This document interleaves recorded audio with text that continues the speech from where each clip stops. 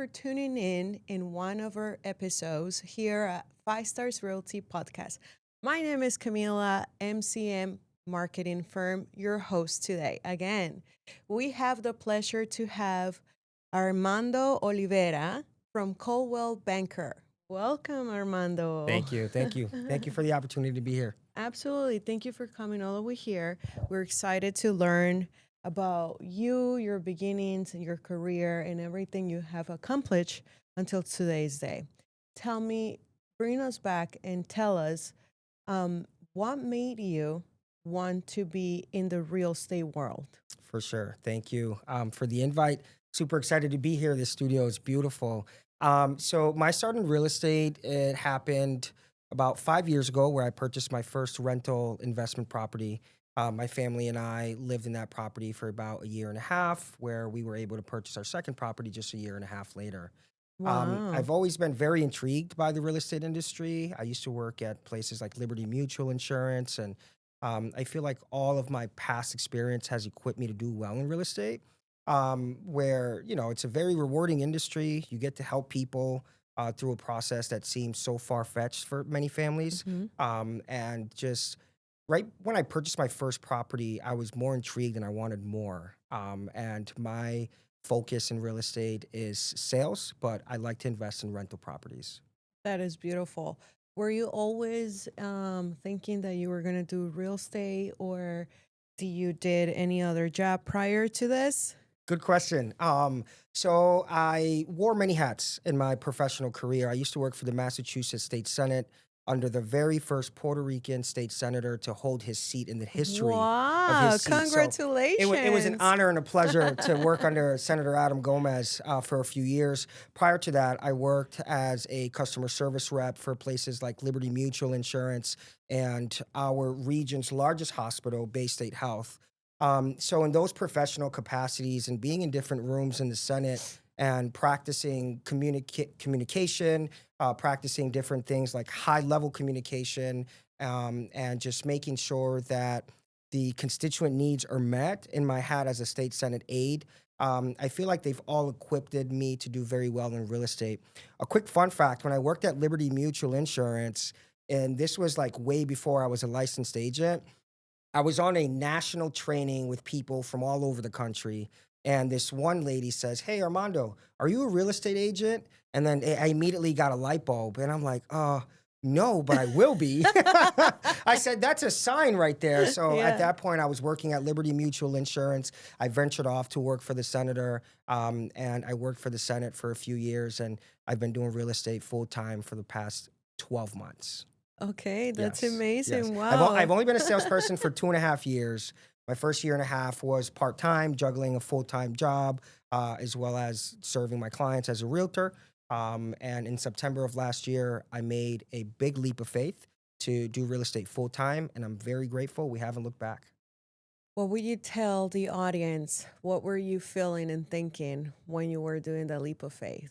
Yeah, so it's scary, obviously, leaving a scheduled payment on a weekly or biweekly basis where you're automatically going to receive payment for your bills and your family and enhancing your lifestyle, to where you're not going to receive a check until you close the deal. Absolutely. So I had a very, very good 60 days last year. And I was just a year in the game, less than a year really.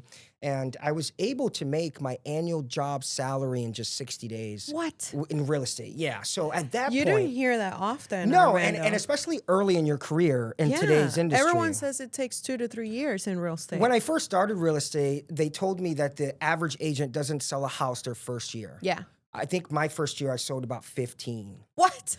But going back to my previous experience, Wow. right, working with the Senate, having a large network of people, Of already course. having the public's trust. I think real estate's a trust business, right? So coming from the different hats that I've worn, I already had the community's trust. And transitioning from the Senate or my customer service experience to real estate, I feel like it was all just put together nicely and just on time. So, will you tell the audience that it is very important to be community involved, Oh, yeah. present, Oh, yeah. networking? Oh, yeah. Tell them a little bit. Yeah. So in any business, right, I think that being involved with your community and having your community know your level of integrity is going to play a huge part in your business. A lot of people that start off in any business, right, and they're not too community oriented, or Mm-hmm. the community just doesn't know them, especially if you're assisting families investing in possibly the largest investment of their lives. I Right. think that step one is earning their trust. And because of my previous hats working at the Massachusetts State Senate and working for reputable organizations like Bay State Health and Liberty Mutual Insurance, amongst other credible organizations, that prepared me, one, for the community to trust me with their largest investment. And number two, for me to be able to take that leap of faith because my community trusted me. So for someone that it's not too community oriented and is just going to start in real estate, what would be one advice you tell them? We know we have to be somehow community involved or oriented, or doing some sort of networking outside of your natural market, right? Sure. But for someone that maybe hasn't been able to involve themselves in such environments, what would you tell them? Social media. Social media. I think social media is here, it's present, and it's the future. You can reach people from across the country to across the world, whether you're someone that has access to reliable transportation or someone that maybe doesn't like to be in big rooms full of 1,000 people. Social media allows you to do just that without actually being present. Now, obviously, you indulge in social media, but then you obviously have to be available. You have to communicate with people. You have to maintain the same level of integrity that you portray on your social media. It's such a tool. And I can say that about 80 to 85% of my business has come from social media. So I would say Wow. indulge in social media. It is the future, it's here, it's the present. There's a science to it. Learn more about it because it's not going anywhere. And in fact, a lot of businesses are turning to it. And it's a lot of free advertising, free screen time for many businesses and people. Mhm. So I would say get on social media if you're not there.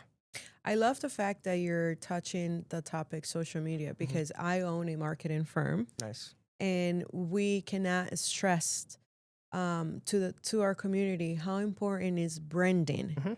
People think that social media is just a random post that you can do Mhm. throughout all your platforms. Mhm. We believe that any industry must have worked on their branding first Mhm. before they start publishing something. For sure. How you did when you became a realtor? Was that something that you said, I need to be recognized for a tagline, I need to be Yes. recognized for certain colors? Yes. Yeah. Absolutely. I Can you love this. tell us your experience? Yes, I love this conversation. I love marketing. I love social media. I'd like to think that I do fairly well on there. When I'm out in public, it's gratifying when people come up to you and say, "Hey, I seen you on Facebook." I went and spoke to a first-time buyer program the other day, and there was one person taking the class in the course, and she recognized me from social media. You're more in the Hartford County or? No, I'm actually in Western Massachusetts. Okay. Yeah, I'm based out of Massachusetts, western part of the Massachusetts. I'm sneaking into Central Mass now. Um, Sneaking in, he yes, says. for sure. And so I'm very I like to critique myself when it comes Mhm. to social media. I like to put out stuff that I'm gonna enjoy looking at myself, right?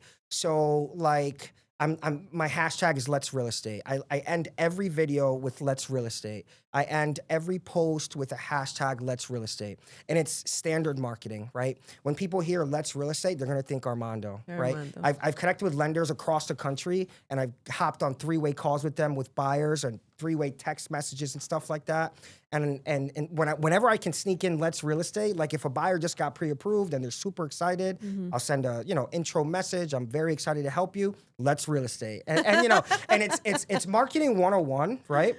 Where if you're known for a certain pattern, a certain color, a certain phrase, a hashtag, right? That's gonna follow you. You're building something that people are gonna remember you by. I love this. Thank You you. have no idea how many people I talk to on a daily basis that do not believe in branding Mm. or do not have an idea that branding is an investment, Oh yeah. not an expense, Oh yeah. right? Oh yeah. And I think that you're doing an amazing job. Thank you. Congratulations. Thank you. Thank Coming you. from having your very stable job with the Senate Mhm. to really hustling Oh yeah. out there Oh yeah. to, to help a family and knowing something that is key for sales Mm. because it all gets touched in, Hmm. right? Hmm. So you are from Puerto Rico? Well, my mother is from Puerto Rico, and my father is from the Dominican Republic. Oh, so you got the best of both. That's what I'd like to think. That's what I'd like to think. Where were you born in Mass? Springfield, In Massachusetts. Springfield, Massachusetts. Yes. Are you thinking to expand to Connecticut at some point? Yes, it is my intention to do so. Yeah. What Absolutely. about to get any license in brokerage, or you just enjoy being the realtor and no don't want to wear the extra hats? I'd like to think that I'm very early in my career and I've obviously had a little early success. I'd like to focus on the agent hat for the next couple of years to really solidify the work that I've put in and just make sure that it's work that's going to last. Right? It's not a first 3 year lock. It's something that is ingrained in me. I wake up every day as if I don't have a choice but to produce. So I wake up every day like many other success stories. I have a routine, and I make sure that I exhaust all resources throughout the day, and that I go to bed satisfied with the work that I put in that very day.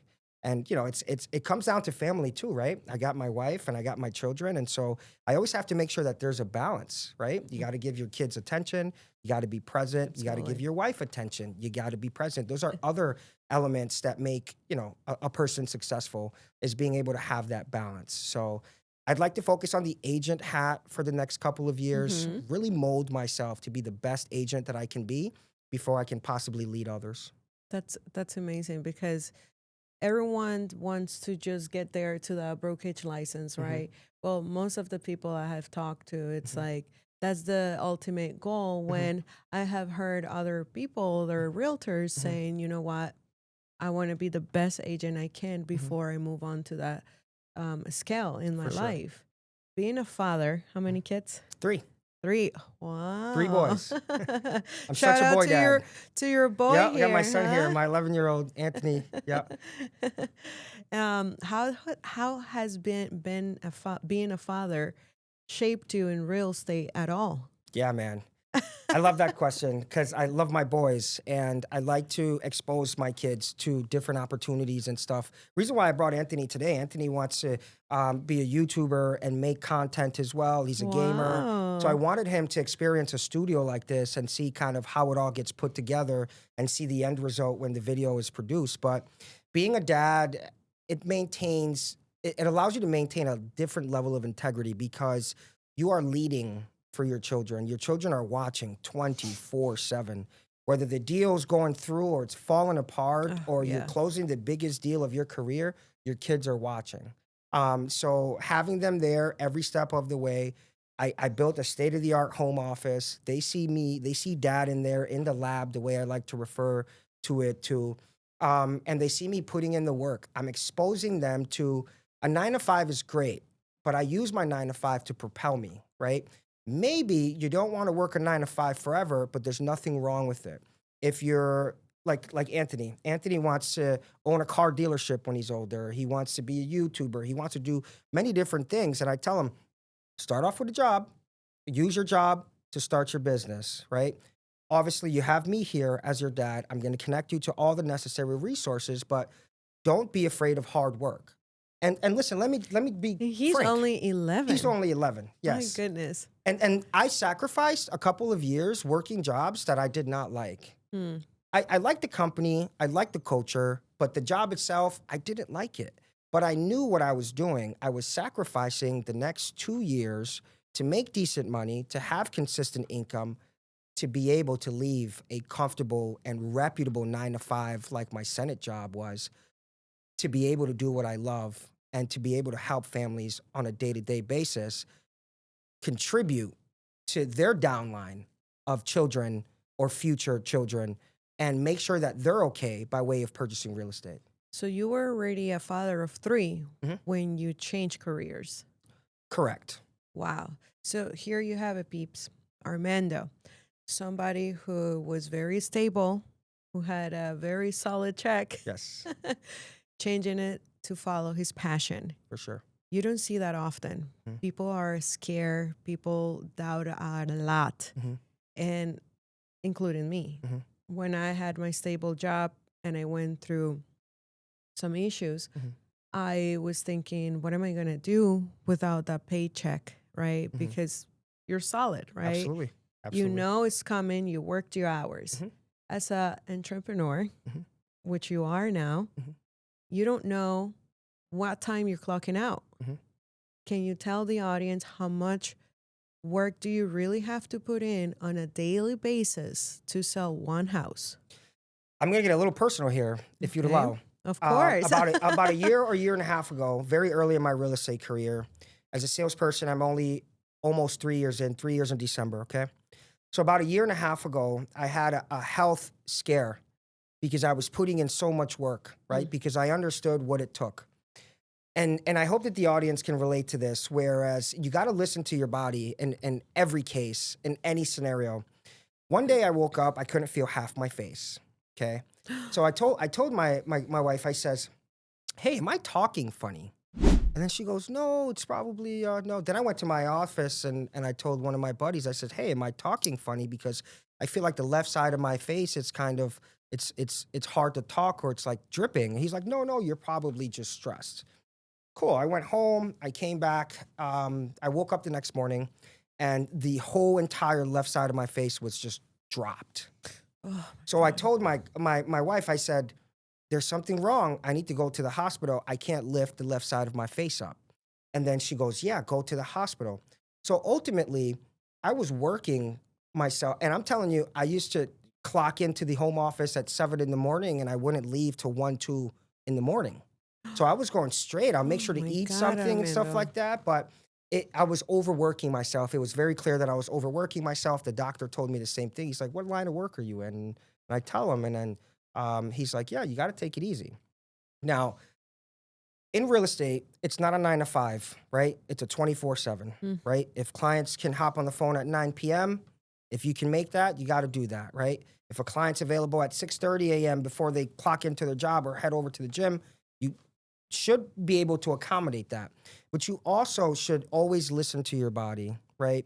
I was talking to Guillermo earlier, and he says, "Man, you're busy." And I says, "Yeah, busy's always good." I always tell people busy's great as long as you're taking time off.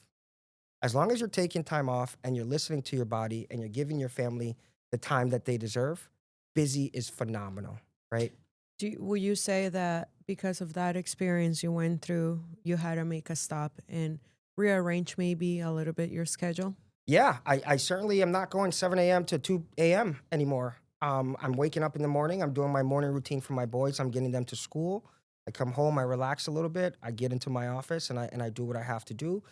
Maybe I'll clock out around 4:30 when my boys get home for the next 3, 4 hours. Get my boys ready for bed. Give them dinner, and then I'll probably clock in for another 2 hours at night. Good Yeah. for you. Yeah, so it's a totally different approach, but early on in my career, I understood what it takes to be a first year successful real estate agent, especially going against the numbers, right? The statistics of realtors all around the nation not producing in their very first year. I vowed for that not to be me. I knew kind of what it took, but I did have a health scare where I had to listen to my body, and I'm very grateful to God that the production hasn't stopped, but I feel great. Talking about production, Armando, and thank you so much for sharing such a personal Mhm. experience that you had. I mean, it is very important as in call to action that you're doing right now For to sure. our audience. You know, hey, take care of yourself, Absolutely. organize yourself. I think it has to do a lot with organization too, Hmm. because if you're trying to do 10 things at a time, it's okay. I remember one of my mentors said, if you can do three things out of 10 that you have, You did good. and you do three very well, Hmm. you're fine. Hmm. Move on to your next day. But again, thank you for sharing. Absolutely. Talking about production, I would like to ask you, what do you think about today's market with this whole political situation that is going on? We don't have to get into politics, Hmm. but knowing what the country is facing, Hmm. right? What do you think about the economy? I think that we are in uncertain times, right? We have been for a while. Um, The market itself, the real estate market, especially where I'm from, Western Massachusetts, we're at a shift right now. It's kind of like an odd shift, right? 5 to 6 months ago, sellers were receiving 20 and 30 offers Wow. on properties where buyers had to over compete. They had to come in 20 and 30,000 over Oof. the list price, which was horrific. Now we're not seeing that. We're seeing a little more inventory. We're seeing a little less traffic because there is much more inventory, and we're seeing a ton of price drops, right? So I think that the market right now and the state of the economics, it's shifting in a way that it's going to provide the balance that the market needs, right? Okay. It's no longer a seller's market, at least in Western Massachusetts. Sellers' properties are sitting much longer today. They're receiving less offers, and the offers are not having to go 20, 30,000 over asking. When you say seating, we're talking about the 1 month regimen or more than the month? And we're seeing more. Wow. Yeah, and obviously, once we're approaching that month, we're seeing price drop after price drop. Sellers are being very motivated. They're providing more seller credits. They're working with the buyers more. Yeah, I mean, because if you got a line out the door, if you don't have to provide a seller concession, you're not going to do that, Mm-hmm. right? But in a situation where your property's sitting and maybe you're on a time crunch because you're transitioning from state to state post sale, you might be willing to cover that $12,000 for the buyer for their closing What do costs. you do when you see that a house is not moving, it's not getting the traffic you want, Mhm. and the seller is like, Armando, what's going on? I'm sure it doesn't happen to you I too haven't had that often, happen, but but well, I but what will you what will you advise if that were something, that somebody right now as a realtor is experiencing where you are? well, not all agents are built the same, obviously, right? I'd like to think that for my sellers, I provide top tier service. I make sure that the property is marketed well and it's got the most exposure possible. And I do that by social media, by word of mouth, by mailers. I even door knock the community and tell them, listen, this house is going up for sale. Do Wow. you want to choose your neighbor? If you want to choose your neighbor, send them on over and we'll have a good conversation about Yeah. the lending process or wherever they are or answer any questions. I haven't had that happen, but um, if if the market has spoken, the market has spoken. Mm-hmm. And this is the conversation I have with my sellers where if we're 30 to 40 days in without a price drop, we might gotta listen to the market and see what sort of price drop makes sense. Right. Because the longer the property sits, you might end up with a lower purchase You price. cannot overpromise and underdeliver. Exactly. Exactly. That's amazing. I love I Mhm. love what you say. So pretty much you're saying study the market, Mhm. study very well, Mhm. and once you get the right number, Mhm. advertise it, Mhm. even door knocking. I haven't heard a realtor, and I have interviewed quite a few realtors, Mhm. and I haven't heard a realtor saying, "Hey, a marketing strategy is going to a neighbor, say choose your neighbor." Choose your neighbor. Yes. I Choose your I neighbor. think that's very very Absolutely. interested. If I were to get the opportunity to choose my neighbor, I'll be like, "Ma, can you buy Yeah. the No, house I right had a next door?" situation the other day. I got a brand new listing and I sold the house directly across the street. And my client, I always say hello. He noticed I was selling the house right across the street. Hmm. And so he says, hey, I would love for my stepdaughter to to live there. And then I'm like, well, choose your neighbor, man. Send her right over. We're I having an love open this. house. If she hasn't went through the lending process, we can connect her. But that was a prime example as to, he was like, hey, I would Wow. love for my stepdaughter to live there. And I'm like, yeah, well, you got the So it opportunity to is. choose your It neighbor. is true. It Yeah, happens. yeah, yeah. Are you more a buyer, seller, realtor? I've closed many buyers, much more buyers than sellers, but my goal in my career is to gear towards more the seller side. Mm-hmm. Never turning my back on buyers, obviously. I tend to have always a phenomenal pipeline of buyers, but I do want to kind of focus a little more on the selling side. On the selling side. Hmm. I Hmm. think I think everyone starts.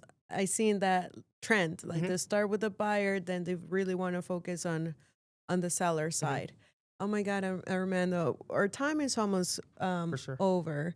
But before we go, what do you see your legacy to be in the future for you, your kids, your family, and for the community that surrounds you?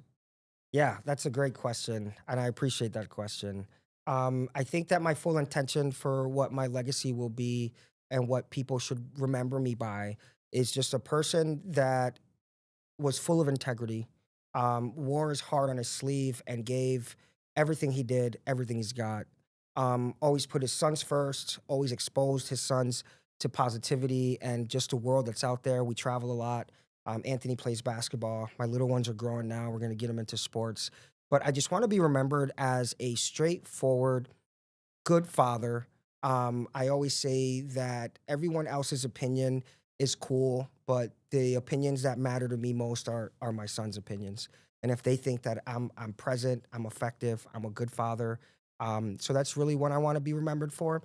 In real estate, particularly, I want to be known for that guy that has exceptional marketing, and that if you hire him to sell your house, he's going to sell it. There's no doubt about it.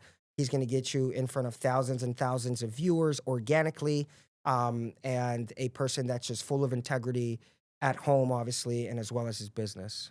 If your wife and your kids could describe you in one word, what would they say? Uh, in one word, Give me two. I'll give it because there's quite a few of them. sure. If my wife and my kids were to describe me in 2 words, uh, I got you there, you did, huh? you did. I don't know. What will you say? Anthony, what would you say? If you were to describe me in 1 or 2 words, how would you describe me? The GOAT. Oh, Whoa! I'll take it.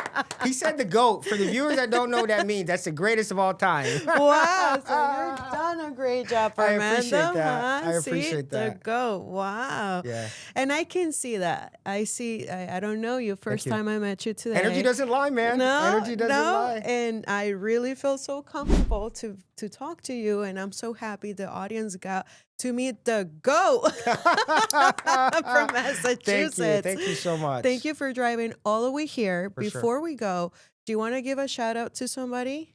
Yeah.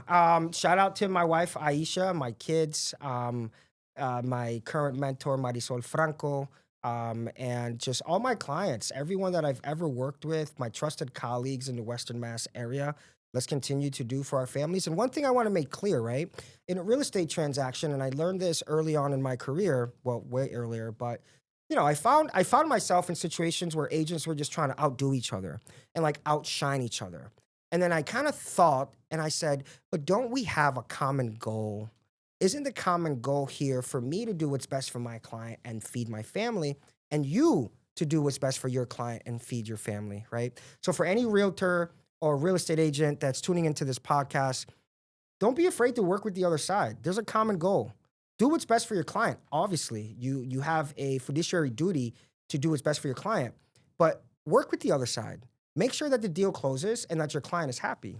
I love that. Yeah. I love that. Where can they find you? What's your social media's names, handlers? For Give sure. it out. Yeah. Facebook, Armando W. Olivares. And then my Instagram is Mr._Let's Real Estate. Thank you so much. Thank you for having me. Here you have it, guys.